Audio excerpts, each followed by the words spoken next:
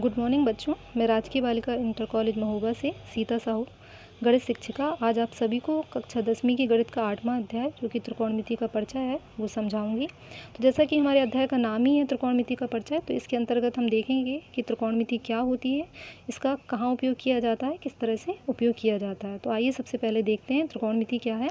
तो त्रिकोणमिति जो है वो हमारे दो शब्दों त्रिकोण और मिति से मिलकर बनी है, जहाँ त्रिकोण का अर्थ होता है तीन कोण और मिति का अर्थ होता है मापन, अर्थात तीन कोणों का मापन करना ही त्रिकोणमिति है।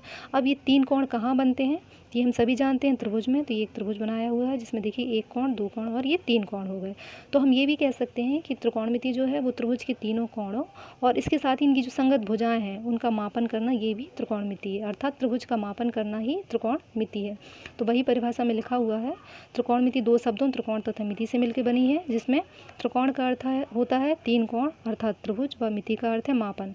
इस प्रकार हम कह सकते हैं कि त्रिकोणमिति का अर्थ है त्रिभुज का मापन करना, या हम ये भी कह सकते हैं कि त्रिकोणमिति गणित की वह शाखा है जिसके अंतर्गत हम त्रिभुज की भुजाओं तथा उन भुजाओं के बीच बनने वाले कोणों की माप का अध्ययन करते हैं। ठीक है, अब त्रिकोणमिति क्या है ये तो हमने समझ लिया, लेकिन इसमें हम जो त्रिभुज ले रहे हैं वो किस तरह का होना चाहिए। तो देखिए एक मैंने चित्र बनाया हुआ है, ये हमारा एक त्रिभुज है जिसका मैंने नामांकन भी कर दिया है, ये A, B और C। ठीक है, तो ये हमारा एक त्रिभुज है, कोई त्रिभुज ABC, जिसमें हमने क्या किया है, कोण भी 90 डिग्री या समकोण लिया। क्यों लिया है? क्योंकि त्रिकोणमिति की शर्त होती है कि इसमें हम हमेशा समकोण त्रिभुज लेते हैं। समकोण त्रिभुज लेते हैं मतलब एक ऐसा त्रिभुज लेते हैं जिसका एक कोण 90 डिग्री का होना चाहिए।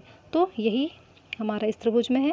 अच्छा, क्या होता है कि हम किसको 90 डिग्री माने, तो त्रिभुज में क्या होता है कि हमारी जो दो भुजाएं परस्पर लंबवत होती हैं जहाँ पे, तो वहाँ जो कोण का निर्माण होता है वो 90 डिग्री होता है, इसलिए हमने ये वाले कोण को 90 डिग्री लिया है। ठीक है, तो ये हो गया हमारा त्रिभुज ABC जिसका कोण भी हमारा 90 डिग्री है। अब हम क्या करेंगे, हमारा ये एक कोण तो 90 डिग्री हो गया, फिर ये बाकी के दो कोण कैसे होंगे तो ये हम ज्ञात करेंगे। अच्छा, हम जानते हैं कि कोण को हम थीटा से दर्शाते हैं, तो हमने वही लिखा है कोण A मतलब ये θ1 ले लिया, ये θ2 और θ3, जहाँ कोण B यानी θ2 हमारा कितना है 90 डिग्री का है। ठीक है, अब लिखते हैं तो क्या होगा, त्रिभुज के तीनों कोणों का योग 180 डिग्री होता है। तो यहाँ पे मान रख देंगे, कोण A प्लस कोण B प्लस कोण C बराबर 180 डिग्री। B का मान कितना है हमारा 90 डिग्री, तो वही कोण A प्लस 90 डिग्री प्लस कोण C बराबर 180 डिग्री, या इसका पक्षांतर कर देंगे तो कोण A प्लस कोण C बराबर 180 माइनस 90 डिग्री, या कोण A प्लस कोण C बराबर 90 डिग्री। इसलिए कोण A बराबर 90 डिग्री से कम और कोण C भी हमारा 90 डिग्री से कम, मतलब न्यून कोण। तो हमारा जो समकोण त्रिभुज होता है इसका एक कोण तो हमारा समकोण होता है, बाकी दोनों कोण क्या होते हैं 90 डिग्री से कम, मीन्स न्यून कोण होते हैं। अब हमने ये तो देख लिया कि त्रिकोणमिति में जो हमारा कोण होते हैं वो किस तरह के होते हैं। तो अब हमें ये भी देखना होगा कि इसमें ये जो भुजाएं होती हैं उनका नाम क्या होता है, उनमें किस तरह से संबंध होता है। तो आइए देखते हैं। सबसे पहले ये हमने मान लीजिए कि ये हमारा कोई, हमने ये वाला कोण ले लेते हैं। सबसे पहले हम क्या करते हैं कि ये जो हमारे ये वाला कोण है न्यून कोण के रूप में हम यदि A ले लेते हैं तब, तो ये लिया हुआ है, तो कोण A लेने पर क्या होता है कि जो भी हम न्यून कोण लेते हैं उसके सामने की भुजा जो होती है वो हमारी लंब कहलाती है, और उसके नीचे वाली भुजा को हम क्या कहते हैं आधार, और ये जो तिरछी वाली होती है इसको हम कर्ण कहते हैं। तो ठीक है, हमने कोण A लिया है यानी ये वाला लिया है न्यून कोण के रूप में, तो इसके सामने की भुजा क्या होगी BC हमारी लंब हो जाएगी, और AB हमारी क्या होगी आधार हो जाएगी, और हमारी AC क्या होगी कर्ण हो जाएगी। तो ये लिखा हुआ है। अब मान लीजिए कि हम न्यून कोण के रूप में ये वाला कोण C लेते हैं, तब क्या होगा, इसके सामने की भुजा AB हमारी लंब होगी, BC आधार होगी और AC हमारी कर्ण होगी। तो वही लिखा है, कोण C लेने पर लंब AB आधार BC और कर्ण AC हो जाएगा। तो इन दोनों में देखेंगे हमारा क्या होता है, दोनों स्थितियों में देखिए आधार और लंब, ये जो लंब और आधार हैं ये आपस में हमारे परिवर्तित हो गए, पर हमारे कर्ण क्या है दोनों में एक ही है।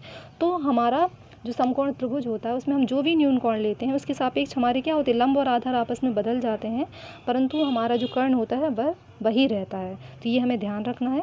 ठीक है, अब हमने ये समझ लिया कि कोण क्या होते हैं और ये हमारी भुजाओं के नाम क्या होते हैं, तो अब हमें ये भी देखना होगा कि लंब आधार और कर्ण जो हैं उनमें संबंध क्या होता है। तो हमारे एक गणितज्ञ हुए थे जिनका नाम था पाइथागोरस, उन्होंने अपने ही नाम के आधार पर एक प्रमेय दी थी जिसके अनुसार क्या है, कर्ण का स्क्वायर बराबर लंब का स्क्वायर प्लस आधार का स्क्वायर, मतलब यदि हम लंब का वर्ग करके आधार के वर्ग में जोड़ देते हैं तो वो कर्ण के वर्ग के बराबर होती है। ये हमारी एक प्रमेय है जिसे उन्होंने अपने ही नाम के आधार पर पाइथागोरस प्रमेय कहा था। ठीक है, तो ये हमारा एक संबंध है जिसके आधार पे हम क्या कर सकते हैं, यदि इनमें से हमारी कोई भी दो मान दिए हुए हैं, मान लो लंब और आधार दिया है तो हम कर्ण निकाल सकते हैं, या कर्ण और लंब दिया है तो आधार निकाल सकते हैं, या कर्ण और आधार दिया है तो हम लंब भी निकाल सकते हैं। ठीक है, अब कोई सवाल देख लेते हैं। ये हमारे एक सवाल है जहाँ पे दिया हुआ है कि यदि लंब 4 व आधार 3 है तब कर्ण ज्ञात कीजिए। तो कैसे ज्ञात करेंगे, वही पाइथागोरस प्रमेय से। तो सबसे पहले क्या दिया है, लंब 4 आधार 3, तब हमें कर्ण क्या करना है, ज्ञात करना है। तो चूँकि पाइथागोरस प्रमेय से हम जानते हैं कि कर्ण का स्क्वायर बराबर लंब का स्क्वायर प्लस आधार का स्क्वायर। अब इसमें मान रख देंगे तो क्या होगा, कर्ण का स्क्वायर बराबर कर्ण लंब कितना है 4, तो 4 का स्क्वायर प्लस आधार 3 तो 3 का स्क्वायर। 4 का वर्ग कितना होता है 16 प्लस 3 का वर्ग 9, तो ये रख दिया। कर्ण का स्क्वायर बराबर इन दोनों का योग करेंगे तो 25, इसलिए कर्ण क्या होगा, इसका वर्गमूल या कर्ण बराबर हो जाएगा 5। तो ये हमारा इसका आंसर निकल आया। तो इस प्रकार हम क्या कर सकते हैं, पाइथागोरस प्रमेय का यूज़ करके इनमें से कोई भी दो वैल्यू होने पर तीसरा मान आराम से निकाल सकते हैं। तो आज हमने ये जाना त्रिकोणमिति क्या है, और इसमें जो हमारा लंब आधार और कर्ण होता है वो क्या होता है, उसमें क्या संबंध होते हैं, और इन्हें किस तरह से एक दूसरे के आधार पर ज्ञात किया जा सकता है। अब त्रिकोणमिति में बहुत सारे सवाल जो होते हैं वो हमारे बहुत सारे टेबल और सूत्रों पर आधारित होते हैं। तो उन सूत्रों को भी आपको किस तरह से याद करना है, उन टेबल्स को किस तरह से याद करना है, वो मैं आपको अपने अगले वीडियो में बताऊंगी। तब तक के लिए आप यही समझिए कि त्रिकोणमिति क्या है और ये आधार लंब कर्ण क्या है, ये सारे हमें देखिए, और इसके आधार पर जो सवाल इससे लग रहे हैं वो सारे सवाल आप लगाइए। धन्यवाद।